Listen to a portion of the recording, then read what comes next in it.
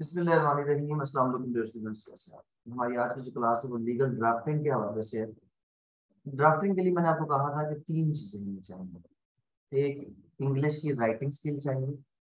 दूसरा, कंप्यूटर की basic skill चाहिए।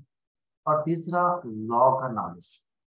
ड्राफ्टिंग ऐसा नहीं है, ये कोई टाइपिंग नहीं है। There is a difference between typing and drafting. जो टाइपिंग होती है वो तो कोई भी बंदा सामने कोई चीज रखे और उसको टाइप करके वो साइड पे कर दे। तो ड्राफ्टिंग में बेसिकली, अगर आपको एक चीज का कंसेप्ट नहीं पता, आप कभी भी ड्राफ्ट नहीं कर सकते। और अगर आप कर देंगे उस चीज के एसेंशियल्स को अपने जहन में रखे बगैर कि इस चीज में क्या चीजें थी, जो एसेंशियल इंग्रेडिएंट्स थे, तो कभी भी आप उस ड्राफ्ट की बेस पर इंस्टीट्यूट किए गए सूट को एंड तक नहीं पहुंचा सकते। हम लोग ज्यादातर यहाँ पर जो खासतौर पर बड़े स्टेशन पे बैठे थे, जैसे हम लोग लाहौर में बैठे हैं, तो हम लोग एपीलेट कोर्ट का काम ज्यादा करते होते हैं। और आपको पता है कि उसका मेन स्टेशन होने की वजह से पूरे पाकिस्तान से जो अपील्स हैं वो कहाँ पर आ रही होती हैं, हमारे हाई कोर्ट में आ रही होती है। तो हम हैरान हो रहे होते हैं कि वकला हजरात किस तरह बेदर्दी से अपने क्लाइंट्स का बेड़ा गर्क करते हैं। सिविल केसेस हमेशा कागजात पर चलते हैं, क्रिमिनल जुबान पर चलते हैं। सिविल कागजात पर इस तरह चलते हैं कि जो डॉक्यूमेंटेशन, जो दावे, जो दवाब दावे और जो जो चीज, और इसमें छोटी सी बात आपको पता है, अगर दावे के किसी भी एलेज किए गए फैक्ट को अगर आप प्रॉपर तरीके से जवाब दावे में एड्रेस ना करें, तो it is presumed to be admitted, and all the admitted facts in civil cases as per article 45 acts as a stopper। तबाही निकाल दिया आपने अपने क्लाइंट की, आपने वहां पर कुछ गलत लिख दिया, स्टॉपल बन गया।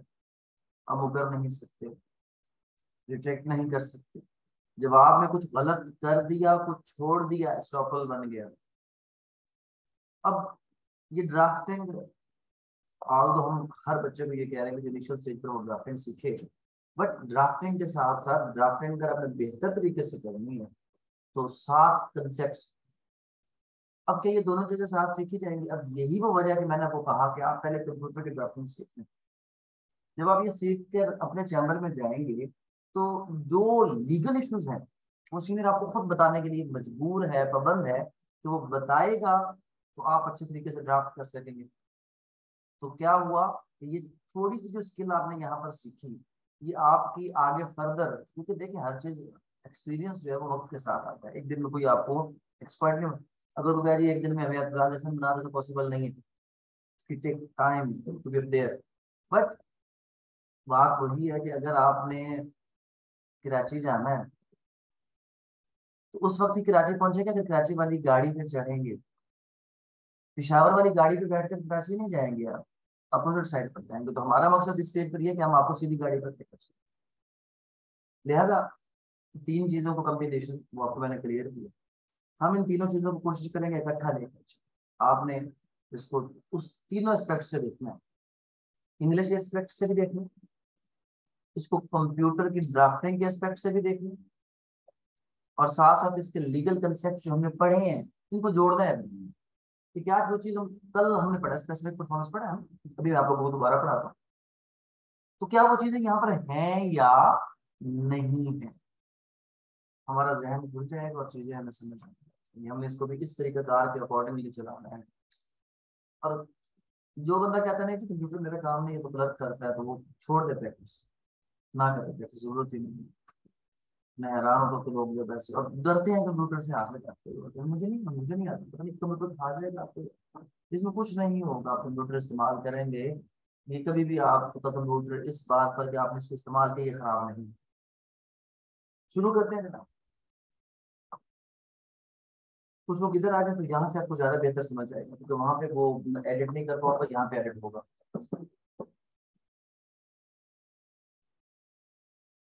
उसमें पहली चीज मैंने आपको कल बताई थी कि जब फॉन्ट स्टाइल की बात करें तो कोई डिफरेंस नहीं, आप जो मर्जी रखें, फॉन्ट साइज अकॉर्डिंगली रखा जा सकता है। बट पहली चीज मैंने आपको ये बताई थी कि जब भी आपने ड्राफ्ट करना है तो उसमें कुछ चीजें आपको जरूर करनी है। जैसे कि मैंने कहा था कि जब भी आप जिंदगी में अपनी एक आदत बनाए कि आपने ड्राफ्ट बनाना है, तो पहला काम ये करना है कि आपने ड्राफ्ट को सेव एज कर लेना, ताकि जो ओल्ड काम है जिसको आप कॉपी कर रहे हैं वो आपका सेव रह जाएगा। कुछ जो कंप्यूटर वाले स्टेप हमने लेने थे, सबसे पहला स्टेप ये कि जब भी आपने किसी भी ड्राफ्ट के ऊपर काम करना है, सबसे पहले आपने उसको कर लेना है सेव एज। सेव एज में आपने क्या किया, उसको सेव एज में आप गए, वर्ड की तरफ गए। आज हम कौन सा ड्राफ्ट कर रहे हैं, हम कर रहे हैं सूट कर रहे हैं स्पेसिफिक परफॉर्मेंस। तो आप अपनी प्रैक्टिस बना लें, पहले दिन की प्रैक्टिस बना लें कि जब भी आपको ड्राफ्ट सेव करना, आप प्लेनटिफ का नाम और सूट का टाइटल, ताकि कल को आपको सर्च करने में क्या होगी, आसानी होगी। तो यहाँ पर आप इसका ड्राफ्ट है जो भी हम सूट फॉर स्पेसिफिक परफॉर्मेंस बना रहे हैं, फॉर एग्जाम्पल हम कहते हैं सूट फॉर स्पेसिफिक परफॉर्मेंस है, और ये मैं शाहिद के नाम का बना, मेरा प्लेंटिफ कौन है, शहद, शहद कौन है मेरा, प्लेंटिफ। अब ये मेरा ऑटोमेटिकली रिकॉर्ड बन गया कि ये जो दावा मैंने बनाया था किसी प्लेंटिफ के लिए बनाया था, और ये सूट है, सूट मीन्स प्लेट है, और किस चीज की स्पेसिफिक परफॉर्मेंस की है। तो पहला काम मैंने उसको सेव एज कर दिया।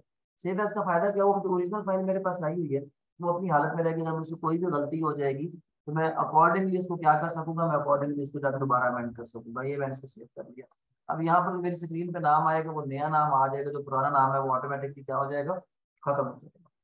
दूसरा काम क्या करना है कि जैसे मैंने काम शुरू करना, कंट्रोल ए करके पूरी की पूरी फाइल को सिलेक्ट करना है। कंट्रोल ए मैंने कल भी समझाया था कि सीटी आ रहा है और उसके साथ ए के बटन दबाएंगे, सिलेक्ट क्या हो गया, ये सारी फाइल आपको ब्लू कलर में नजर आ रही होगी, सिलेक्ट हो चुकी है। इसको सिलेक्ट करने के बाद हर एक का अपना अपना पैटर्न है, बट हाई कोर्ट में जब हम कोई भी लेकर जाते हैं किसी किस्म का ड्राफ्ट, हम नॉर्मली इसको कोरियर न्यू पर लेकर, वैसे आप टाइम्स न्यू रोमन कर लें, आप इसका एरियल फॉन्ट कर लें, कोई भी कर सकते हैं, कोई हार्ड एंड फास्ट रूल नहीं है। बट कुछ चीजें अपनी पहचान बना लें कि जब आपके चैम्बर से कोई भी चीज जाए तो जज को भी पता हो देखने के बाद में, ये फलां चैम्बर से ये चीज, आप इसको कोरियर में, कोरियर में करने के बाद सबसे इंपॉर्टेंट ये काम है जो आपने हर दावे के साथ करना है। पेज लेआउट में जाना है, साइज में जाना है, और इसको अपने फोलियो करना है, लीगल नहीं करना। क्या करना है इसको, फोलियो। फर्क क्या है, पाकिस्तान में सारा काम चोर साइज के चलता है, आपको जो पेज लीगल पेज क्या कर दिया जाता है वो लीगल होता है, ये फोलियो होता है।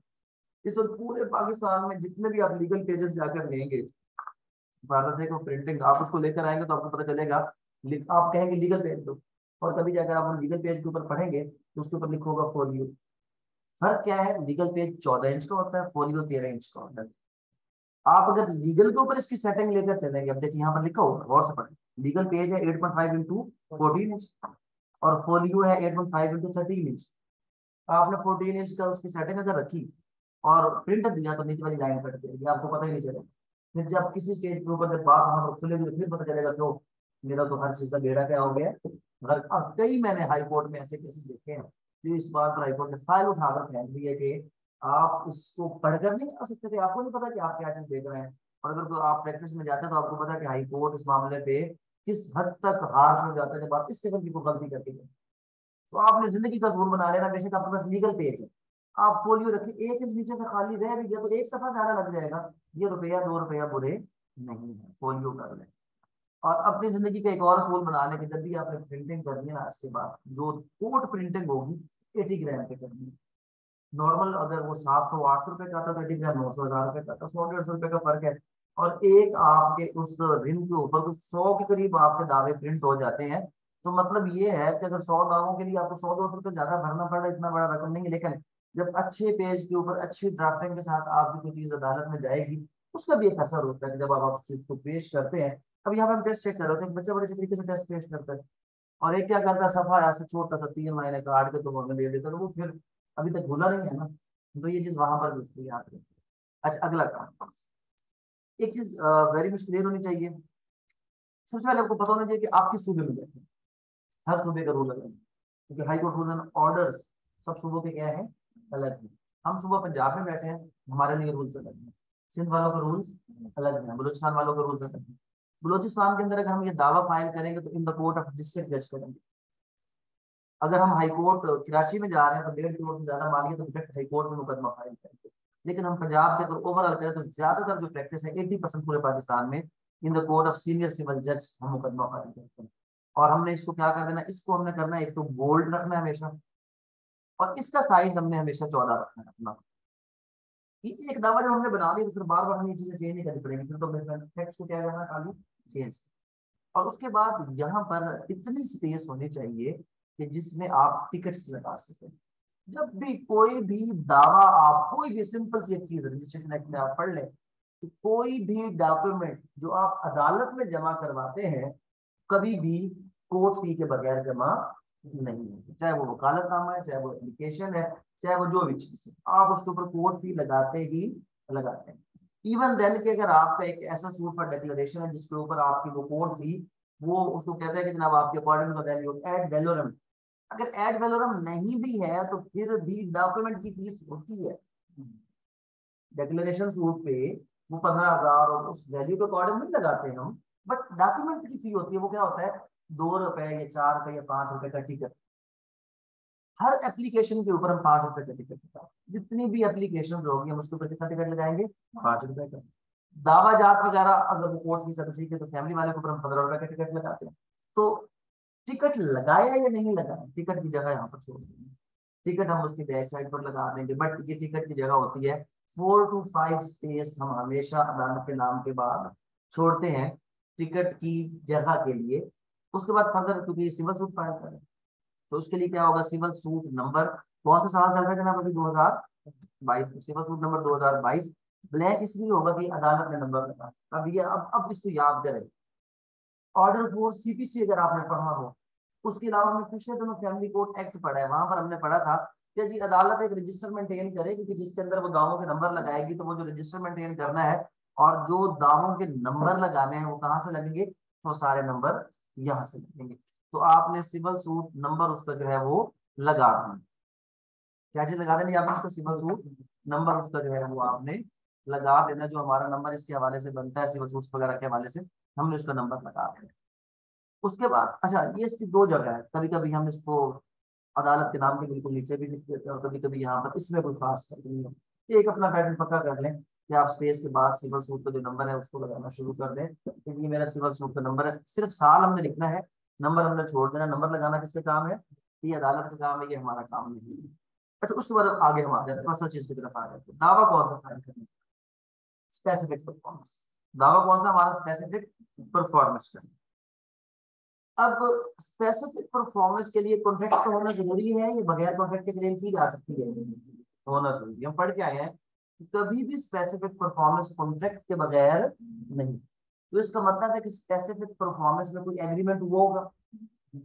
तो अब ये हमेशा किसी खास एग्रीमेंट की परफॉर्मेंस मांगी जाती है, तो टाइटल में आपने उस एग्रीमेंट की डेट जरूर लिखनी है और पहला एनेक्स्चर वही एग्रीमेंट लगेगा कि ये suit for specific performance for agreement to perform agreement dated फला फला, वो भी आपको बता दो। अब गौर से सुनते, स्पेसिफिक परफॉर्मेंस में है क्या। सबसे पहले कोई कॉन्ट्रैक्ट हुई, दो पार्टीज के दरमियान हुआ, दोनों पार्टीज की कोई ऑब्लिगेशन थी, और इसमें शर्त ये है कि या तो आप अपनी ऑब्लिगेशन परफॉर्म कर चुके हैं या करने के लिए तैयार हैं। मिसाल के तौर पर मैं आपको समझाता हूँ, सुप्रीम कोर्ट की लेटेस्ट जजमेंट भी आपको इसके बारे में बताता हूँ। उसमें ये चीज है कि सुपर स्पेसिफिक परफॉर्मेंस के कारण मेरा आपके साथ मुआहदा हुआ था 50 लाख रुपए में घर खरीदने का। 15 लाख रुपए मैंने एडवांस दिया और 35 लाख आपको मैंने देना था, और देना कब था, यकम अगस्त। मैं आपके पास यकम अगस्त को गया कि ये पैसे लो, शर्त यह कि मैं टाइम दूं। अगर मैंने अपना पार्ट परफॉर्म नहीं किया तो कॉन्ट्रैक्ट तक हम पढ़ चुके हैं कि अगर कोई शख्स अपना कॉन्ट्रैक्ट परफॉर्म ना करे या ऑफर टू परफॉर्म ना करे तो फिर वो जाकर कोर्ट में कोई भी रिलीफ क्लेम नहीं कर सकता, अपोजिट पार्टी के पास राइट आ जाता है, डिले हो गया आपका। अब शर्त यह है कि मैं हर लिहाज से ओके हूँ। अगर मैं हर लिहाज से ओके हूँ तो मैं अदालत में जाऊंगा। अब ओके हूं भी और नहीं भी, क्यों, क्योंकि मैंने भी 35 लाख जमा नहीं किया। मैंने भी कितना जमा किया है, 15 लाख जमा किया। लेकिन मैंने अदालत को विलिंगनेस देनी है कि जनाब ये मेरा एग्रीमेंट था, 15 लाख में दे चुका हूं और ये 35 लाख मैं देने के लिए तैयार हूं। अब दूसरी तो बोल सकता हूँ। सुप्रीम कोर्ट की जजमेंट आ गई। सुप्रीम कोर्ट ने कहा कि जनाब स्पेसिफिक परफॉर्मेंस के सूट में स्टे उस वक्त तक ग्रांट नहीं किया जाएगा जब तक कोई पार्टी तमाम अमाउंट जमा, मैं कहता हूँ मैं पैसे देने के लिए तैयार हूँ, अपोजिट पार्टी लेने के लिए तैयार नहीं है। अदालत कहती है आप देने के लिए तैयार है? मैं कहता हूँ हाँ जी मैं पैसे देने के लिए तैयार हूँ। तो अदालत कहती है ठीक है फिर आप अदालत के कोर्ट में जमा करें और मुझे रसीद दिखाएं कि आप अपना पार्ट परफॉर्म कर चुके हैं। उसमें फिर हम क्या करते हैं, फिर हम उसमें रसीद दिखाते हैं कि जी मैं अपना पार्ट परफॉर्म कर चुका हूँ। तो उसमें जब तक आप पैसे जमा नहीं करवाएंगे तब तक क्या होगा, तब तक ये मैटर आपका नहीं होगा, क्योंकि स्पेसिफिक परफॉर्मेंस वो क्लेम करेगा जो अपना पार्ट परफॉर्म कर चुका है, ये परफॉर्म करने के लिए तैयार है। और आप अदालत में जाते हैं कि दूसरी पार्टी को कहे कि जो कॉन्ट्रैक्ट में इसका पार्ट डिफाइन किया गया था ये उसको परफॉर्म करे, ये सारा स्पेसिफिक परफॉर्मेंस। अब सब्सटेंटिव लॉ कल हमने पढ़ा कब क्लेम की जाएगी, where money is not adequate relief, और साथ हमने कहा कि जहां पर इमूवेबल प्रॉपर्टी होगी वहां पर मनी एडिक्वेट रिलीफ होती ही नहीं है, वहां पे आपने क्या क्लेम करा था, स्पेसिफिक परफॉर्मेंस। अब आप जरा इसको देखते जाए, सूट नंबर हो गए जरा। उसके बाद प्लेंटिफ अगर एक है तो हमें उसके साथ नंबर लगाने की जरूरत नहीं है, अगर एक से ज्यादा तो फिर कंजेक्टिव नंबर 1 2 3 नहीं लगाएंगे, अगर एक है तो नंबर लगाने की जरूरत नहीं है। इसके अगला तरीका ये होता है कि अगर हमारे जो प्लेंटिफ है वो एक ही बाप की औलाद है तो फिर हम अलग अलग नहीं लिखते, फिर हमारा ये तरीका कार होता है कि हम पहले का नाम दूसरे का नाम और फिर नीचे लिखते हैं जी ऑल सन्स ऑफ फलां रेजिडेंट ऑफ फलां। अगर अलग अलग है तो हम अब अच्छा बात इसमें सबसे इंपॉर्टेंट ये कि प्लेंटिफ कौन हो सकता है, डिफेंडेंट कौन हो सकता है। Order 1 CPC. अब मेरे सामने वो बंदा लाकर जरा खड़ा करें जो ये कहता है ए जी प्रैक्टिस होश है ए भाई तो जनाब थ्योरी होश है तो ये कोई ताल्लुक नहीं है। अभी तो कुछ चीज हमारी थ्योरी से निकली है, सूट नंबर लिखा तो हम चले गए फौरन कहाँ पर चले गए हैं, ऑर्डर 4 के अंदर चले गए हैं। अगर हम बात कर रहे हैं कि कौन बंदा पार्टी के तौर पर ज्वाइन कर सकता है कौन नहीं कर सकता, तो ऑर्डर 1 के अंदर चले गए, party to the suit who can be joined as party, all the person who have interest in any suit, तो वो क्या हो सकता है, वो पार्टी के तौर पर ज्वाइन किया जा सकता है प्लेंटिफ में या डिफेंडेंट में। तो यहाँ पर हमने क्या कर दिया, यहाँ पर हमने प्लेंटिफ बना दिया वर्सेस डिफेंडेंट किया। अब यहाँ पर राइट साइड पर हम क्या लिखते होते हैं, प्लेंटिफ लिखते होते हैं। प्लेंटिफ को भी हमने क्या कर देना, बोल्ड कर देना, एक से ज्यादा था तो प्लेंटिफ लिख दिया, एक था तो प्लेंटिफ हो जाएगा। वर्सेस बनाम इसको भी बोल्ड कर दें, नीचे लाइन लगा लें, और डिफेंडेंट अगर एक से ज्यादा है तो इसको भी क्या कर दें आप, बोल्ड कर लें और इसके नीचे लाइन लगाने की जरूरत नहीं, सिर्फ बोल्ड कर लें। अच्छा जनाब, suit for specific performance with permanent injunction, ये टाइटल गलत है वैसे, इस तरह टाइटल हम नहीं लिखते। हम जब टाइटल लिखते हैं हम लिखते हैं कि suit for specific performance to perform to specifically perform agreement dated फला फला। जब तक ये प्रॉपर नहीं लिखा जाएगा ये मजा नहीं करता, तो आप इस तरह का लिखेंगे तो ये ठीक नहीं है। जब भी आप इसका लिखेंगे तो आपने सूट फॉर स्पेसिफिक परफॉर्मेंस के अंदर क्या करना है, प्रॉपर जो नीचे एग्रीमेंट आएगा उसका आपने हवाला देना है कि कौन सा एग्रीमेंट है, डेटेड कौन सा है जिसको आप क्या करना चाहते हैं, जिसको आप परफॉर्म करवाना चाहते हैं। उसके बाद अगला, that defendants were owner in possession of 5 मरला each white mutation number flaw dated flaw white रपट number flaw। अब इसमें 2 से 3 चीजें होती हैं। अगर आप किसी से जमीन खरीदते हैं तो आपको पता है कि आप जमीन सिर्फ ओनर से खरीद सकते हैं, आप उसकी ओनरशिप किस डॉक्यूमेंट के तहत आपको पता चली थी आप उसका जिक्र करेंगे। और जमीन जब भी इमूवेबल प्रॉपर्टी होगी तो उसकी सफिशिएंट डिटेल्स जो उसको लोकेट करने के लिए जरूरी है आप उसका जिक्र इसमें करें, नहीं करेंगे तो गलत हो जाएगी। बेटा बात में सारी बात, यहाँ पर कहीं पर भी प्लेंटिफ का नेम नहीं है, ये बात नहीं है। कभी भी दावे के अंदर प्लेंटिफ का नेम नहीं आता, डिफेंडेंट का नेम नहीं आता, ऊपर आपने प्लेंटिफ और डिफेंडेंट लिख दिया, हर प्लेंटिफ को नंबर दे दिया, हर डिफेंडेंट को नंबर दे दिया, नीचे आप देखेंगे प्लेंटिफ नंबर 1 2 3 4 डिफेंडेंट नंबर 1 2 3, और जो जिसका रेलेवेंट रोल आएगा आप उसका वो लिखते जाएंगे, आप नाम नहीं लिखेंगे। कभी भी ये आई हुई फर्स्ट पर्सन में लिखा जाता ही नहीं है, दावा हमेशा थर्ड पर्सन में लिखा जाता है। प्लेंटिफ ही एंटर्ड, ही भी हम नॉर्मली अगर आप देख लें इसमें ही का प्रोनाउंस ना होने के बराबर, बल्कि बेस्ट रूल ऑफ प्लीडिंग ये है आप प्रोनाउन यूज करेंगे ही नहीं, ये इंग्लिश के रूल से हटके है। इंग्लिश का रूल ये कहता है कि अगर कहीं पर एक नाम आ गया तो उस पैराग्राफ के अंदर फर्दर आप उसके नाम के बजाय प्रोनाउन को यूज कर लें। लेकिन यहाँ पर क्योंकि हमारे प्लेंटिफ ज्यादा हैं डिफेंडेंट ज्यादा है तो प्लेंटिफ के बाद हमने ही नहीं करना। अगर एक पैराग्राफ के अंदर 10 बार भी जिक्र किया है प्लेंटिफ का, प्लेंटिफ ही लिखेंगे। थर्ड पर्सन में लेकर जाना भी गलत है। बाज़ औक़ात हम उस वक्त थर्ड पर्सन में ले जाते हैं कि जब हमारा प्लेंटिफ सिर्फ क्या था, एक। लेकिन फिर भी ये गलत तरीका है। आपने जितनी बार भी आएगा आपने प्लेंटिफ का यूज करना है, आपने किसी और चीज का यूज नहीं। अब यहाँ पर इस दावे में हम क्या करें, पहले सिर्फ पढ़ दें ताकि आपको समझ लीजिए। डिफेंडेंट्स क्या आते हैं जनाब, वर ओनर इन पोजेशन ऑफ 5 मरला each wide mutation number 14120 dated 15/5/2006, wide रपट नंबर 237, इशूड ऑन 30/10/2009 बाय हल्का पटवारी, एंड म्यूटेशन नंबर 14/450। अब ये चीज एक और जहन में रखने, ये बहुत बड़ा टेक्निकल पॉइंट है जो लोगों को पता ही पड़ेगा, हम कई बार आपको बता चुके। आप जमीन खरीदना चाहते हैं, ये सारे मसले मसाइल कहाँ से आते हैं, जमीन खरीदो फरोख्त लेन देन।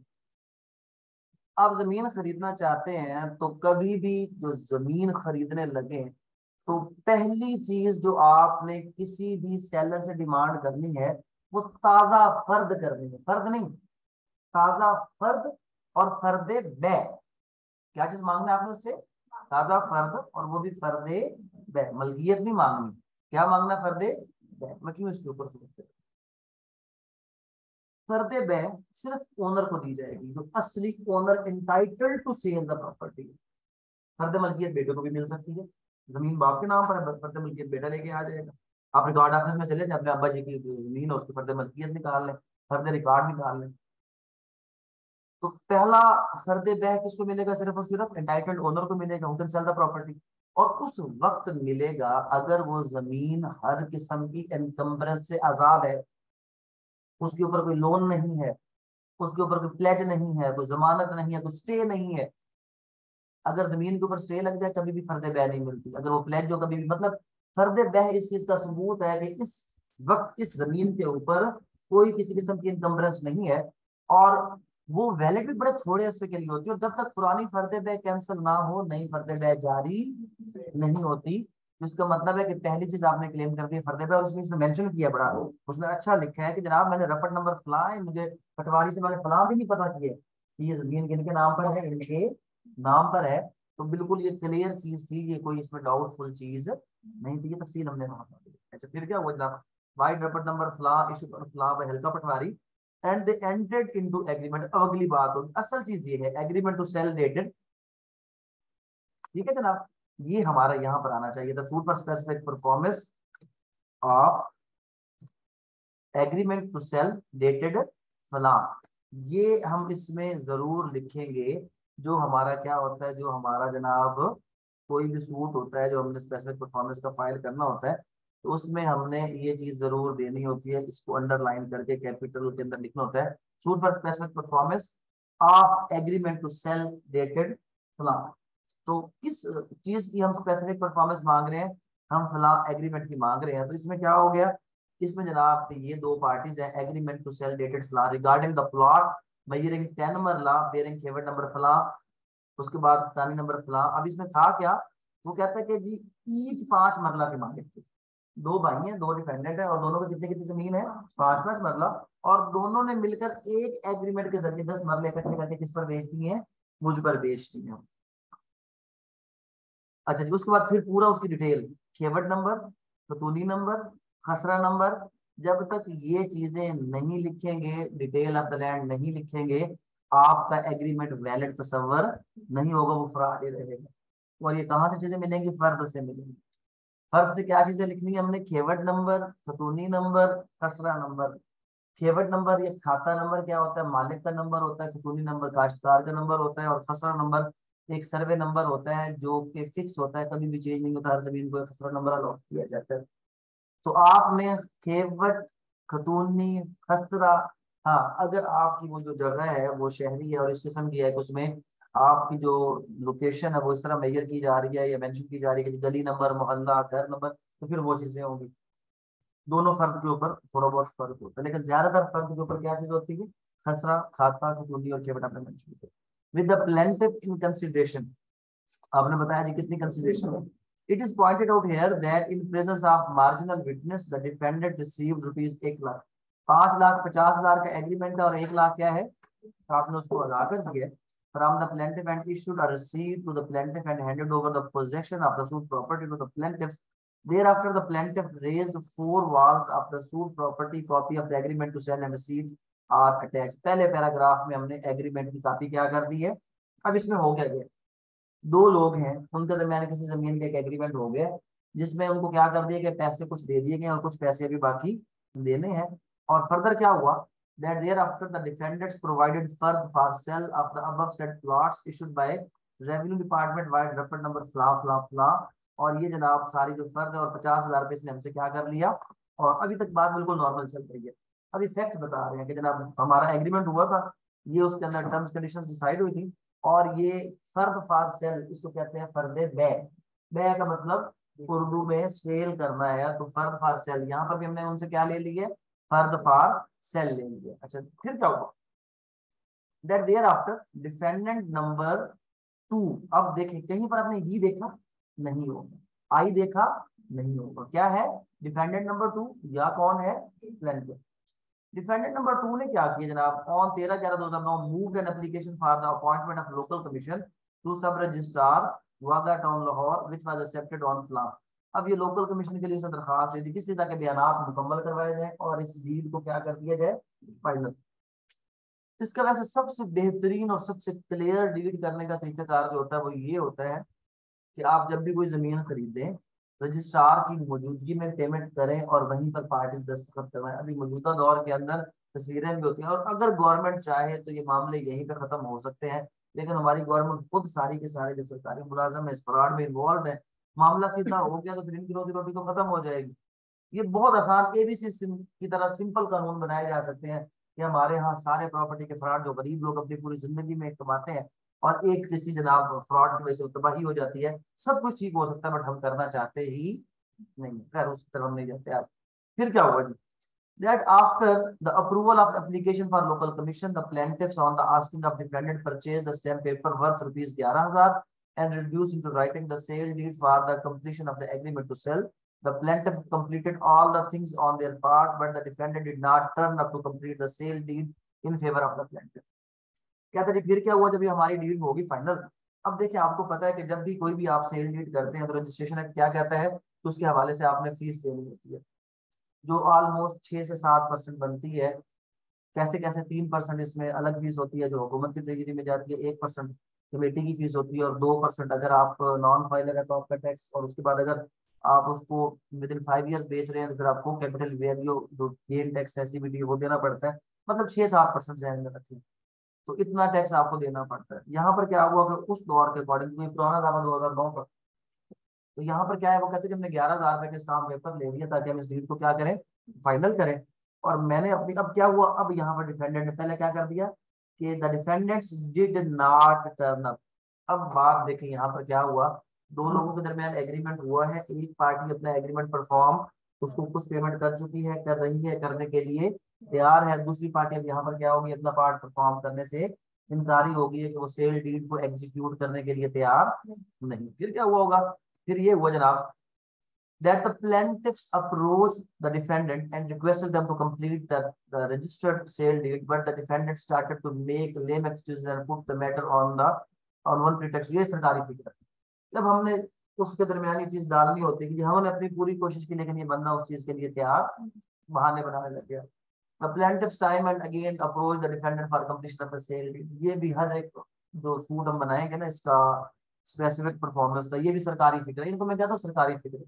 अगर आपके पास सॉफ्ट ड्राफ्ट पड़े हैं तो आपने सिर्फ ऊपर वाली चीजें चेंज की और ये एज इट इज आपने क्या किया है, लिखा रहने दिया। फिर that now it has been learned that the defendants are bargaining with somebody else for the sale of the plot in question against the higher price which is violative of the agreement of dated fla। अब क्या हो गया, जनाब हमें पता चला है कि ये लोग किसी को और बढ़ाकर कीमत इसको बेचने के लिए क्या कर रहे हैं, कोई साज बात, क्योंकि हमने अपना कॉज ऑफ एक्शन बनाना है। अभी फैक्ट है, और फैक्ट से हम किस तरफ जा रहे हैं, cause of action. Cause of action तब बनेगा जब वो पहले लिंगर ऑन कर रहा था, फिर हम उसका इनकार करवाएंगे, मेंशन करेंगे कि जनाब उसने क्या किया, इनकार। लेकिन इसमें अपनी विलिंगनेस टू परफॉर्म जरूर दिखानी है, अगर आपने नहीं दिखाई तो ये दावा मेंटेनेबल नहीं है। एग्रीमेंट, मेरी विलिंगनेस टू परफॉर्म, और वो विलिंग नहीं है, ये हम ऊपर कुछ शो कर चुके हैं। फिर क्या हुआ, That on coming to know the intention of the defendants, the plaintiff promptly approached to the defendants with the respectables along with witness and called their attention to fulfill their contract as well as to receive the remaining amount. ठीक हो गया जनाब, ये हमने उसको 1 लाख एक जगह पर दिया, 50,000 एक जगह पर दिया और बाकी 4 लाख जी मैं लोगों गवाहों के साथ में गया कि मैं 4 लाख देने के लिए क्या, it means I am ready to perform my part of the agreement. फिर क्या हुआ, that if the defendants allowed to act in violation of the agreement to sell dated flan, the plaintiff will suffer irreparable loss. That before filing the instant suit, the plaintiff again contacted the defendant and remained their commitment, but they flatly refused. अब ये हो गया हमारा फिक्रा सरकारी, जो जरूरी है कि उनका फ्लैट रिफ्यूज।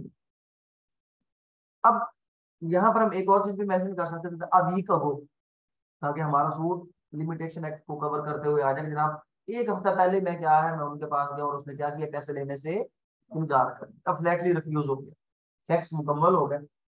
हमने पढ़ा है कि किसी भी दावे के अंदर सबसे पहले नेम ऑफ द कोर्ट ऊपर लिखा हुआ था, उसके बाद name of the plaintiff, name of the defendant, title of the suit और फैक्ट्स। फैक्ट्स सारे क्या होने चाहिए, नंबर वाइज होने चाहिए, तो कंसेक्टिव नंबर वाइज हो गए 1 से लेकर 10 तक। फैक्ट का असूल ये है कि फैक्ट में जो डेट्स होंगी, पहली चीज पहले और बाद की चीज बाद। 2010 का इवेंट अगर हुआ है और एक इवेंट 2009 का, एक 2008 का है, 10 का पहले स्टेट नहीं करना, पहले 8 का, फिर 9 का और फिर 10 का, एक सीक्वेंस के अंदर। जहां पर अमाउंट आया हमने अमाउंट को उसमें अरिथमेटिकल वैल्यूज में लिखा, फिगर्स में लिखी, जिधर जिधर आया हमने 4 लाख को क्या किया, फिगर में लिखा, ताकि क्लियर फिगर्स हम मेंशन करें कि जी ये फिगर्स हमारे के बनते हैं। फिर आगे जी कॉज ऑफ एक्शन। ये कॉज ऑफ एक्शन हर बार जब मेरा उसके साथ मैटर बना कॉज ऑफ एक्शन, सबसे पहले कॉज ऑफ एक्शन जब एग्रीमेंट हुआ, फिर जब उसने इनकार किया और जब फ्लैटली रिफ्यूज कर दिया, तो यहाँ पर भी क्या होगा, the cause of action arose in the favour of the plaintiff and against the defendant. Firstly जब क्या हुआ था, हमारा एग्रीमेंट हुआ था, when the defendants entered into an agreement to sell about the property in question with accrued different occurrence, and lastly yesterday, अब इसने yesterday कर दिया ताकि वो हमारा पीरियड कब, कि जब डिफेंडेंट फ्लैटली रिफ्यूज कर दिया। और ये आप इस दावे के अंदर अगर इसको मजीद क्लैरिफाई करना चाहें कि फर्स्टली ऑन जब एग्रीमेंट हुआ था, सेकेंडली जब उसने पेमेंट लेने से इनकार किया था, थर्डली जब फला इवेंट हुआ था, हर इवेंट को मेंशन कर सकते हैं ताकि आपका दावा क्रिस्टल क्लियर हो, कोई इसमें गलती ना हो। तो कॉज ऑफ एक्शन भी आ गया। अब हमने ज्यूरिसडिक्शन बतानी है और सूट वैल्यूएशन बतानी है। That the agreement to sale executed at Lahore, agreement to sale कहाँ एग्जीक्यूट हुआ है जनाब, लाहौर। तो हमें पता है कि where cause of action approved, तो वहां पर क्या होता है, जुरिसडिक्शन होती है। The suit property is situated at Lahore, और सूट प्रॉपर्टी भी कहां पर है, सिचुएटेड एट लाहौर है। तो फिर क्या हुआ जनाब, hence the cause of action also accrued at Lahore, thus this honorable court has got jurisdiction to entertain the matter। तो क्योंकि जमीन भी इमूवेबल प्रॉपर्टी जहां पर लोकेटेड हो, जहां पर कॉज ऑफ एक्शन हो, वहां पर हम दावा, तो कॉज ऑफ एक्शन का पैराग्राफ आ गया।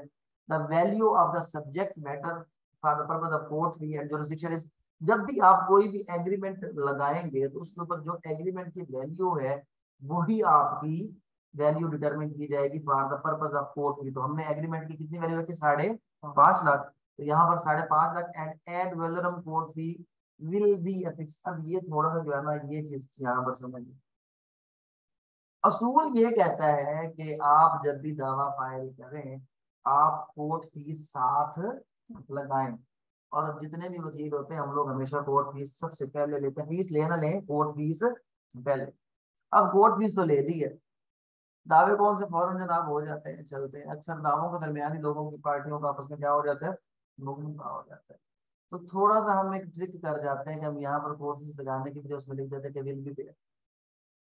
ये अब बंद आंख है, अगर बंद आंख के आगे से गुजर गया तो गुजर गया। तो अब जाकर ये अदालत की नॉर्मली कोर्ट बार बार वो नहीं पढ़ रहा जब तक डिफेंडेंट उसकी नजर ना दिखाए। फिर ये जाकर जब डिग्री पास होगी तो अदालत डिग्री में जाएगा किसी को कोर्ट फीस नहीं दी, देनी पड़ेगी, लेकिन जिक्र किधर होगा जाकर उसका, जाकर डिग्री शीट के ऊपर होगा। और अगर फिर भी क्या हुआ कि डिफेंडेंट ने कहा ना आपने कोर्ट फीस नहीं लगाई, क्योंकि आपने जब ये फिक्रा लिखा, अब आपने इन चीजों पर ख्याल रखना है। अगर आप डिफेंडेंट की तरफ से तो आप सबसे पहले आप देखें कि प्लेंटिफ ने उसके ऊपर कोर्ट फीस लगाई है कि नहीं लगाई। अगर नहीं लगाई तो आप फिर की ऑब्जेक्शन लगाएंगे जनाब इसे तो कोर्ट फीस ही कोई नहीं लगाई गई। तो पहले से कोर्ट फीस तो लगाए कम से कम, अगर आप डिफेंडेड साइड से हैं। अगर आप प्लेंटिव साइड से तो आपने क्या कर दिया, कोर्ट फी अफिक्स नहीं है, क्या है, will be affix as per order of the court. Order हमें हम जनाब फॉरन लगाने के लिए क्या है, क्या, जब अदालत कहो तुमने कोर्ट फीस नहीं लगाई, कोर्ट फीस लगाओ, उसे कहती है हुजूर अगली पेशी पर लगा दें। अगली पेशी पर क्या कर दें, 148 149 की दरखास्त दे दें, हुजूर के जाके गोडे गिट्टे पकड़ने का, हुजूर मसला ये है कि इतनी फीस आई थी, आजकल काम शाम है कोई नहीं, वो बेगम ने फरमाइश कर दी थी तो उसके कपड़े लेकर चला गया, हुजूर ये किसने कर दी। अगर आप हुजूर को थोड़ा, हुजूर भी तो घर से जो है ना बेगम की फरमाइश पूरी कर करके कहीं तो आए होते हैं, तो उसमें क्या होता है कि हुजूर जो है वो नॉर्मली अगर आप अच्छे तरीके से बात करें तो थोड़ा बहुत टाइम आपको, लेकिन ये वैसे गलत प्रैक्टिस है। असूल ये है कि जब आप कोई भी दावा फाइल करें तो उसकी रिपोर्ट किस तरह लगानी है, आप यहाँ पर विल भी अफिक्स ना करें बल्कि आप उसको अफिक्स कर दें, तो ये बेहतर। अब देखिए कुछ चीज क्या कहीं से बाहर निकली, ऑर्डर 7 उठा लें, ऑर्डर 7 का आप रूल 1 उठा लें, उसमें तरतीब से ये सारी चीजें दी हुई, किसी भी दावे के अंदर आप ये सारी चीजें लिखेंगे और सारे दावे किसी चीज के ऊपर लिखे जाएंगे।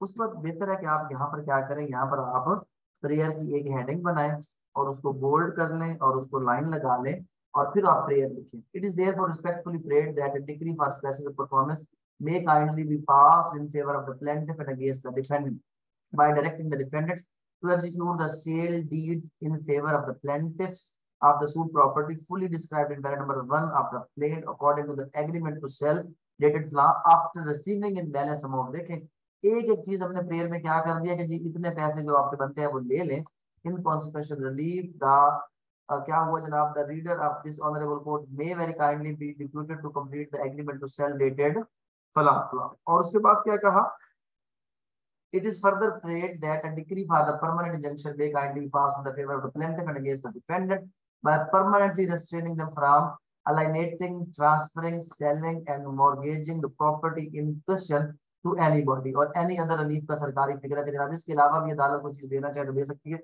लेकिन इस दावे में इसने गलती की है और बहुत बड़ी गलती की है। वो इस वजह से गलती की है कि जब ये दावा फाइल हुआ, दावा फाइल करने वालों को इस चीज का नहीं पता, तो उसने ला नहीं पड़ा था, चलती चीज को चलाया था। और अक्सर ये चीजें चल भी जाती, क्योंकि जज साहब को भी पता कोई नहीं होता, वो भी चलती चीज को चला रहे हैं। खोले स्पेसिफिक रिलीफ एक्ट, आप लोग आप सियाने लोग हैं, स्पेसिफिक रिलीफ एक्ट का सेक्शन 29 खोले ना जरा, सेक्शन 29 खोले, आज पढ़ना भी हमने है स्पेसिफिक रिलीफ, जल्दी से स्पेसिफिक रिलीफ एक्ट का सेक्शन 29 खोलने, कोई बार है ऑन फर्दर सूट के जब आपका specific relief is not guaranteed, इसलिए निकाल दिए फिर आप कौन ऊंचा पढ़ो, ऊंचा दुख लगाए।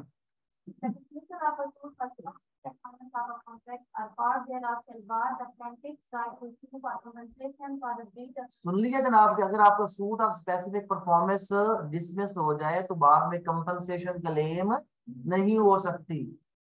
तो अगर सूट ऑफ स्पेसिफिक परफॉर्मेंस आपका अदालत ने डिसमिस कर दिया तो फर्दर सूट भी गया और कंपनसेशन भी गई और सब कुछ गया। अब आपका बेड़ा गर्क हो गया इस वजह से कि आपने सारी जिंदगी ये कहा था कि यह प्रैक्टिस होर होंदी है ते थ्योरी या कोई और चीज है। अब सेक्शन 19 पढ़ा, असल में 19 नहीं पढ़ा था। अगर आप सेक्शन 19 जिंदगी में पढ़ जाते, आप 29 के कभी भी बाहर में ना पढ़ते। 19 क्या कहता है,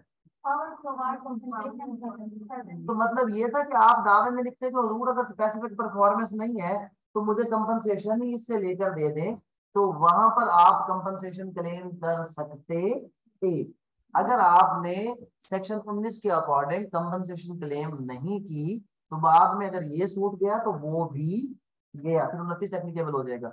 लेकिन क्योंकि जब हम बात कर रहे होते हैं कि सूट हमारा है किस चीज का, पर्टिकुलर इमूवेबल प्रॉपर्टी का, तो पूरा जोर हमारा होता है कि हमें क्या चाहिए, स्पेसिफिक परफॉर्मेंस चाहिए। क्योंकि यहाँ पर आप कहते हैं कि money is not the adequate relief, आप कंपनसेशन चाहते ही नहीं है। बट अगर आपको कंपनसेशन कहीं चाहिए तो कंपनसेशन आपको मेंशन करनी पड़ेगी इस दावे के अंदर। अगर आपने मेंशन ना किया तो सेक्शन 29 के अकॉर्डिंग आप दावा फाइल नहीं कर सकेंगे। और अगर आपने इसमें मेंशन किया तो कोर्ट का इख्तियार है कि वो आपको क्या कर सकता है कि अगर वो स्पेसिफिक परफॉर्मेंस ना दे तो आपको क्या दे सकता है, वो कंपनसेशन।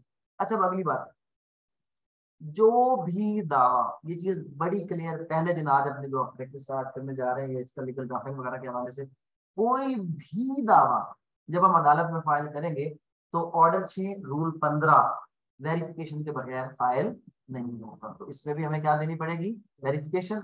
ये क्या होगी आपकी verification. verified on oath at Lahore on the 7th day of December 2009 that the contents of para number 1 to 7 are true and correct to the best of my knowledge and para number 11 to 13 are true and correct to the best of my belief. कि ये ऊपर वाले जो fact के दावा है वो मेरे इल्म और यकीन के मुताबिक और नीचे वाले मेरे ईमान के, ये भी किसी ने वो गलत लिखा है, ऊपर वाले बिलीफ के मुताबिक होते हैं, नीचे वाले नॉलेज के मुताबिक। कोर्ट फीस वगैरह का आपको क्या होता है, नॉलेज, और ऊपर वाला आप ईमान के ऊपर हलफ देते हैं। तो मतलब हर दावा आप जो करते हैं, दाखिल करते हैं, वो किसके ऊपर दाखिल करते हैं, हल्फ के ऊपर। बिलीफ का मतलब अंग्रेजी का लफ्ज नहीं है, ये बिलीफ का वही मतलब है मेरा ईमान, ये वही ईमान है जिसके लिए आप कहते हैं कि होता मैं कसम खा ली मैं काम नहीं करना। ये कसम जब आप अपने घरों में खाते हैं, जनाब मैंने तो कसम उठा दी मैंने फलां बंदे से बात नहीं करनी तो नहीं करनी, सारी जिंदगी कसमें पूरी करते हैं, ये भी कसम वही है। ये भी आप कह रहे हैं कि मेरे ईमान के मुताबिक, तो अगर आपने गलत लिखा तो आपने बेईमानी कर दी। बेईमानी जो हमने शायद लफ्ज ले लिया है, ये कोई छोटी मोटी मिस्टेक है, और बेईमानी ये है कि आपने अपना ईमान खो दिया है, इससे बड़ी चीज है। और हमने इन चीजों को फील करना, मैं कहता हूँ हैरान होता हूँ, छोड़ ही दिया। आज थोड़ी देर पहले भी पिछली क्लास में बात कर रहा था, मुझे बड़ी हैरानी हुई, और आप सब लोग इस चीज पर गवाही भी देंगे। अगर कोई बंदा कहेगा नहीं जनाब आप गलत कह रहे हैं, तो वो खड़ा हो जाए और मैं उसको जिधर कहेगा जाके खाना खिलाऊंगा, चाहे वो कसम उठाए फिर नहीं मानता। एक अजीब गंद आ गया, कोई डिस्कस कर रहा था हमारे यहाँ। पहले तो हिंदुआना रस्में चलती थी जनाब, अभी भी चलते हैं कि मायूं शायूं और फला एक्स्ट्रा शादियों पर चलती है। अब मुसीबत आ गई है कि जनाब मैं आप लोगों की गैरत के ऊपर, मुझे तो गैरतें मर गई हैं, गैरतें भी खत्म हो गई, ये पुराने दौर की बातें हैं। हम जगाने का जोर लगाते हैं लगाते हैं लगाते हैं, लेकिन जागती नहीं है गैरतें। वो जो चीजें हमने खाई हैं वो ऐसी ऐसी खाई हैं कि उसने हमारी गैरत को सुला दी है। शादी होनी पूरी तरह 99.9% शादियों के ऊपर दूल्हे ने दुल्हन बाद ही देखनी, फोटोग्राफर पहले हर शय देख के चला जाता है, यहीं करके फोटो बढ़ाओ, यहीं करके बढ़ाओ। और ये क्या मुसीबत है, आपको शर्म हया नहीं है, गैरत नहीं है कि जनाब आपकी होने वाली बेगम एक ना महरम के सामने खड़ी होकर हर किस्म का पोज दे रही है, और फिर भी आप उसके साथ जाकर बैठ जाते हैं कि जी मैं तो पहली बार जाके सलाम किया है, तो बगैर तो उसने पहले सब कुछ जो है ना वो फोटोग्राफर को दिखा दिया। कोई शर्म हया है ही नहीं। जितना देख ले वहां पर हम अपने जो लोगों को देखते हैं शादियों के ऊपर दुपट्टे सरों पर नहीं है, क्या है खैर है की हो यार। वैसे जनाब उधर जाकर साइड पर जनाब तस्बीहें और बड़े बड़े जनाब वो निकाब और ये और वो, इनमें से भी जितने पूछ चाचे मामे ताए फूफे भाई की शादी पे कितनी है जिन्होंने सर के ऊपर दुपट्टा और जनाब रखा, एक भी नहीं होगी कसम उठा करके मुझे कहे कि जनाब मैंने अपने भाई की शादी के ऊपर सर के ऊपर से दुपट्टा नहीं हिलने दिया था, और शरीयत का जो निकाब है मेरे सर पे था। हरगिज हो सकता ही नहीं है। चाहे कोई हाजन कहे कि जनाब मैं तो खाना काबा को हाथ लगा कर कहती पाकिस्तान में ये पॉसिबल ही कोई नहीं है। ये हम लोग, और हम इस चीज को बुरा ही कोई नहीं समझते, हम कहते हैं कि खैर है कोई नहीं। और ਤੁਹਾਡਾ बेड़ा तो वहां से गर्क होना शुरू हो जाता है जब आप अपने बच्चे को टॉम एंड जेरी दिखाते हैं और आपको नहीं पता कि टॉम एंड जेरी में वो जो जेरी के साथ उसकी माउस और माइस की कहानी पहले दिन बच्चों को दिखाई जाती है, कि जिसमें वही रिलेशन जो मेल और फीमेल को होता है वो माउस और माइस की सूरत में आपके बच्चों से ये ब्रेन वॉशिंग कर रहे होते हैं कि भाई ये कुछ नहीं होता, एंज कर लो, ये एंज कर लो, कुछ नहीं होता। आपके बच्चे वही प्रैक्टिकल कर रहे तो आपको फील कोई नहीं होता। ये तो मैंने छोटी सी चीज बताई है। हम तो वो बेगैरत है जो अपने घरों में बहनों और मामों के साथ बैठ कर फिल्में देख लेते हैं, ड्रामे देख लेते हैं, नंगे सर देख लेते हैं, नंगे जिस्म देख लेते हैं। और मसला ये है कि हमें बुरा महसूस होता ही, अल्लाह करे कि हमें बुरा लगना शुरू हो जाए। खैर छोड़ें उस चीज को, इधर आ जाते हैं वापस।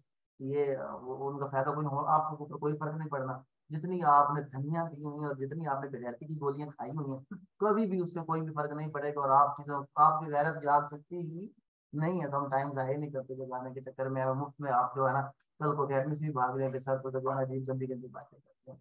इसके ऊपर वापस आए, हर दावा हर दावा उसके साथ वेरिफिकेशन ऑन होती है, होगी जनाब वेरिफिकेशन ऑन होती, प्लेंटिफ साइन करता है उसके बाद वकील साहब के साइन हो गए। दावा फाइल करने का हरगिज हरगिज मतलब नहीं है कि आपको स्टे मिल जाएगा। अगर आपको स्टे चाहिए तो आपको दरखास्त देनी पड़ेगी। अगर आपको स्टे चाहिए तो आपको क्या करना पड़ेगा, दरखास्त। Order 39 rule 1 and 2 for temporary injunction. तो जब भी दावा फाइल करेंगे साथ क्या करेंगे, वही इन द कोर्ट वाला मामला आ गया। और उसके बाद हमने क्या किया, हमने उस टाइटल को थोड़ा सा जो है वो शॉर्ट किया, सूट नंबर वगैरह लगाया, और एक एप्लीकेशन दे दी जनाब। कौन सी एप्लीकेशन दे दी, एप्लीकेशन अंडर ऑर्डर 39 हो गया, rule 1 and 2 read with section 151 for grant of stay order temporary injunction. वैसे प्रॉपर लफ्ज है स्टे, हमारी जुबान में है, लॉ में स्टे का लफ्ज नहीं है, ये ग्रांट ऑफ टेम्परेरी इंजंक्शन है। तीन फिक्रे आज तक हम सुनते आए। क्या होता है? Prima facie case, balance of convenience और इररिपेयरेबल लॉस, तीनों बातें करनी। पहली बात है कि जनाब मैं दोबारा कहानी इसमें नहीं लिख रहा, जो मेरा दावा है ये एप्लीकेशन उस दावे का हिस्सा समझा जाए और दावे को इसका हिस्सा समझा जाए, अलग से मुझे फैक्ट लिखने की जरूरत नहीं है। That the petitioner have filed the accompanying suit in the honorable court for which no date of hearing is fixed as far, अभी तक कोई डेट उसकी फिक्स नहीं हुई। That the contents of the suit may kindly be read as integral part of the application। इसलिए मैं दोबारा से कहानी आपको नहीं बता रहा, जो चीज दावे में टिक टिक ना करेंगे, कौन करे टिक टिक, तो जो चीज दावे में लिखी है वही चीज इसका हिस्सा समझा जाए। अगली कहानी वो वाली, that the petitioner have good prima facie, ये बात आ गई थी ना। आज तक हमने यही कहा कि सबसे पहली चीज क्या है, आर्डर 39 रूल 1 2 में प्राइमा फेसाई। प्राइमा फेसाई का मतलब क्या है? On the face of the record, क्योंकि बजाहिर ये चीजें मेरी फेवर में जा रही है, मेरे पास एग्रीमेंट भी मौजूद है और मेरे पास हर चीज इसकी क्या है, मौजूद है। फिर आए, that is the respondents are not restrained from selling, transferring, alienating and mortgaging dispossessing the planted, और क्या है कि प्रॉपर्टी अगर उसको ना रोका गया तो the petitioner shall suffer irreparable loss and injury. तो क्या होगा? इररिपेयरेबल लॉस एंड इंजरी होगा। और उसके बाद तीसरा है जी बैलेंस ऑफ कन्वीनियंस। ये तीन लफ्ज आज तक हमने पढ़े और एप्लीकेशन में टोटल ये तीन फिक्रे ही हैं, इसमें कोई नई चीज। और जितने भी आपके स्टे ऑर्डर की एप्लीकेशन होती है ना, जिस भी तरह के सिर्फ इसको as it is copy paste आपने करना होता है, और खाली जो आप कह रहे हैं कि जिसको रोका ना गया ये चीज चेंज करनी है कि हमने उसको रोकना है, हमने उसके साथ क्या अमल दखल करना है वो चीज वहां पर। और यहाँ पर हम कहेंगे जनाब जिसको रोका जाए कि ट्रांसफर ना करे, सेल ना करे, मॉर्गेज ना करे, अलाइनेट ना करे। और आपको पता होना चाहिए कि जिस जिस जिस आपके उस दावे के साथ आर्डर 39, अब एक चीज और, दावे के साथ वेरिफिकेशन और जो आपकी एप्लीकेशन है उसके साथ एफिडेविट होता है। कोई भी एप्लीकेशन बगैर एफिडेविट की फाइल करेंगे तो अपोजिट पहला ऑब्जेक्शन लगाएगा जनाब एफिडेविट नहीं। एफिडेविट फिर वो हलफनामा होता है जिसमें आप कहते हैं जनाब तमाम चीजें क्या है, बिल्कुल दुरुस्त है। तो अगर किसी भी आपकी एप्लीकेशन के साथ ये चीज मौजूद हो, क्या चीज मौजूद हो जनाब आपकी एप्लीकेशन के साथ, अगर ये आप स्टे ऑर्डर हो तो सेम डे पे लग जाती है। आप जब उस आप दावे को दायर करते हैं तो सेम डे 2-3 बजे आपको जो है वो रेलेवेंट उसकी मार्किंग का पता चल जाता है किस जज के पास है, और उसी दिन जाकर आपने इसको आर्ग्यू करना होता है। टेम्परेरी इंजंक्शन का रूल ये कहता है कि जब तक अपोजिट पार्टी को ना सुना जाए, आर्डी अल्टरम पार्टम में कोर्ट आपको रिलीफ ग्रांट नहीं करेंगे, but interim injunction for the next date दे दी जाती है ताकि वो काम आपको फौरन वहां पर रोक दिया जाए, जो काम जो जिसकी वजह से आपको नुकसान। तो इसका करना क्या है, खाली ये स्टे लेने से कुछ नहीं होगा। जब आपको ये स्टे मिलेगा तो भाग कर आपने तहसील के ऑफिस में जाना है और जाकर वहां पर आपने क्या कर देना है, स्टे लगवाना है। अब क्या फायदा होगा, मैंने थोड़ी देर पहले बताया कि जब स्टे लग जाएगा तो फर्द बै जारी नहीं होगी। तो आपने ये नहीं कि स्टे जेल में डालकर घूमना, स्टे ले लिया स्टे ले लिया, जिंदगी फिर भी दिख जाएगी अगर आपने स्टे लगवाया। स्टे लगवाने का मतलब क्या है कि रेलेवेंट अराजी सेंटर, आजकल जो कंप्यूटर अराजी सेंटर है वहां पर, या आपका तहसील ऑफिस या पटवारी के दफ्तर में जाकर आप कहेंगे जनाब ये मैंने स्टे ले लिया, आप इसका इंदराज कर दें ताकि इस जमीन के हवाले से कोई फर्द बै जारी ना हो और ये जमीन किसी को बेची ना जा सके। तो जब तक ये काम नहीं करेंगे तब तक ये मामला नहीं होगा। और फिर जब अपोजिट पार्टी आएगी तो अदालत सबसे पहले, इसको हम आगे प्रैक्टिस का अगला सेशन है ना अगले 3 दिन, उसमें हम ये करेंगे। आज के बेसिकली हमारा मकसद ये था कि हम आपको थोड़ा सा गाइडलाइन दें कि दावे बनाए कैसे जाते हैं। अब इसमें कोई भी सिंगल चीज नहीं जो हमारी किताब से बाहर हो, उससे हटकर हो। चाहिए क्या क्या, एक कंप्यूटर की सिर्फ बेसिक नॉलेज जो मैंने कल के लेक्चर में बता दिया, आधा घंटा आपको लगेगा। अगर आप हफ्ता रोजाना रोजाना आधा घंटा देते रहे, आप ड्राफ्टिंग कंप्यूटर के ऊपर बेहतरीन तरीके से करने के काबिल हो जाएंगे। चाहे आपको कंप्यूटर आता है या नहीं आता, बट सारे वकील होने के नाते एटलीस्ट आपको अंग्रेजी की बेसिक अलिफ बे तो आती है ना। तो आप कंप्यूटर में जहां जहां पर जाएंगे, जो मैंने इसको बोल्ड करना है, मैंने लाइन का फर्क, कंप्यूटर खुद बताता है कि बी पे जाओगे तो कहेगा बोल्ड हो जाएगा, आई पे इटैलिक हो जाएगा, यू पे जाएगा तो अंडरलाइन हो जाएगा, कंप्यूटर आपको खुद बताता है। तो इन चीज की वो मेरा शहजादा किधर है ना, उसको मैं क्या कहता हूँ, डरता है हाथ लगाने से, पता नहीं क्या है इसको क्या होता है। तो कंप्यूटर काटता भी नहीं है, खाता भी नहीं, कोई ऐसी चीज नहीं, सिर्फ इसके साथ आप लोग हाथ साथ लगाएंगे। मैं हैरान हूँ कि क्यों अपने आप को आप लोगों ने ऐसे थका दिया। कुछ थोड़ा सा अपने अंदर कुछ बिजली की करंट कुछ चीज, कुछ कोई ऐसा फायदा शायदा करें कि आप जो है वो जिंदगी में कुछ कर सकें। अभी तो बेसिक चीजें हासिल नहीं की तो किसी और के लिए काम करने की स्टेज कब आनी है आपकी जिंदगी में। तो थोड़ा सा अपने आप को ना फास्ट फॉरवर्ड पे लगा लें और ये चीजें जहन से निकाल दें कि मेरे जिंदगी का एक मकसद है, मैंने एक लाइन पर जाना है। वो कोई जिंदगी में 2 4 5 मकसद और असली मकसद के दरमियान में लेकर आना है कि अपने लिए नहीं जीना, लोगों के लिए भी थोड़ा सा जीना है और उनके लिए भी कुछ ना कुछ कर करके जाना है, कल को अल्लाह को मुंह दिखाना है। उसकी तैयारी साथ साथ थोड़ी थोड़ी करनी और झूठे दावे फाइल नहीं करनी। और एक अल्लाह ताला की मेहरबानी और मेरे रब की जो नेमतें अगर मैं गिनवाऊं, वो बहाने देता है। कहता है कि मेरा बंदा किसी भी तरीके से हम इसको बख्श नहीं। आज आप सब लोग पता नहीं प्रैक्टिस हमें करनी है नहीं करनी, कब करनी है, लेकिन ये अहद कर लें कि मैंने अपनी जिंदगी में इंशाल्लाह इंशाल्लाह कभी किसी गलत मुकदमे में पेश नहीं होना। और हक पर, मैं अमीर गरीब नहीं कहता, गरीब भी बेईमान हो सकता है और अमीर भी हक पर हो सकता है। मैंने हक और सच का साथ दिया। और मेरा रब ऐसा रहीम है कि आज आप ये इरादा कर लें, वो फरिश्तों को हुक्म करेगा इसकी नेकियां लिखनी शुरू कर दो। उसने इरादा कर लिया नेक रास्ते पे चलने का, बाद में चाहे बेईमानी करें जो भी होगा, तब तक नेकियां लिखी जाती रहेंगी जब तक नीयत रहेगी। अगर अभी से बाद में बेईमानी की नीयत, तो फिर कोई नहीं लिखने जाएंगे। और गुनाह आप इरादा कर लें, जब तक आप गुनाह करते नहीं है वो लिखा नहीं जाता। इससे बड़ी मेहरबानी और क्या। एटलीस्ट एक सोच लें कि हमने मरना है, अल्लाह ताला को मुंह दिखाना है आखिरत में जाकर। तो ये जब अल्लाह कुरान पाक में कहता है कि वालदैन को उफ नहीं कहना, पर गवाही वालदैन के खिलाफ ही देनी। उफ नहीं कहना पर गवाही देनी, क्योंकि ये अल्लाह का हक है। तो जब आप किसी क्लाइंट के हक में जाकर अदालत में झूठ बोलते हैं, तो आप उसके ऊपर गवाही दे रहे होते हैं, दर हकीकत उसके लिए आप गवाह बनकर जाते हैं। तो ये गलत है, जिसके लिए अल्लाह ताला ने कहा है कि जो गवाही को छुपाएगा वो मेरा गुनाहगार है। और अपने पेट में जहन्नम की आग क्लाइंट्स के लिए भरते हैं, और ये सोचकर भरते हैं कि अगर मैं झूठ ना बोलता तो शायद मैं कभी भी कामयाब ना होता, मैं बड़ा वकील ना बनता। आपकी भूल है, आपकी गलत सोच है। जो चीज आपके मुकद्दर में लिखी है वो लिखी है, दुनिया की कोई ताकत नहीं छीन सकती। हम सिर्फ अपनी जल्दबाजी में हलाल को हराम और हराम को हलाल करें। रास्ता हमारे इख्तियार में है, रोजी लिखी जा चुकी है। अगर आपके मुकद्दर में अल्लाह ने कुछ लिखा है वो आपको मिलना ही मिलना है। सिर्फ आपने सही और गलत का रास्ता चुन के वहां तक पहुंचना है। तो अगर ये गलत सोच है कि सिस्टम ऐसा है कि हम चल सकते ही नहीं है, अंबिया कराम जब जब आए सिस्टम गलत ही थे, और एक एक नबी आया और उसने आकर क्या किया, पूरे सिस्टम को बदल दिया, अरबों और करोड़ों लोगों को बदल दिया। तो हमेशा गलत में ही सही चलने का मजा आता है। कभी सोचा है कि जनाब फरिश्ते सारा दिन अल्लाह की इबादत करते हैं, कोई गलत काम नहीं करते, फिर भी अल्लाह ने इंसान को फजीलत क्यों दे दी फरिश्तों के ऊपर, कि फरिश्तों के पास दूसरी चीज है ही कोई नहीं, सिर्फ एक ही रास्ता है, सीधा अल्लाह की इबादत। इस बंदे के पास दो रास्ते हैं, बुराई का भी है और अच्छाई का भी है। फिर जब ये बुराई को छोड़कर अच्छाई पे आता है, फिर अल्लाह कहता है हाँ ये चीज है जो मुझे चाहिए। बुराई को छोड़कर ये अच्छाई पे आ रहा है, तो बुराई तो फैली हुई है। इस बुराई को छोड़कर अच्छाई पर आओ। सबको पता है कि हमने मरना है, इसमें कोई शक नहीं, और अल्लाह को जाकर मुंह दिखाना है। अब कैसा मुंह दिखाना है वो आप लोग देख सकते हैं। तो यहाँ तो किस सवाल है।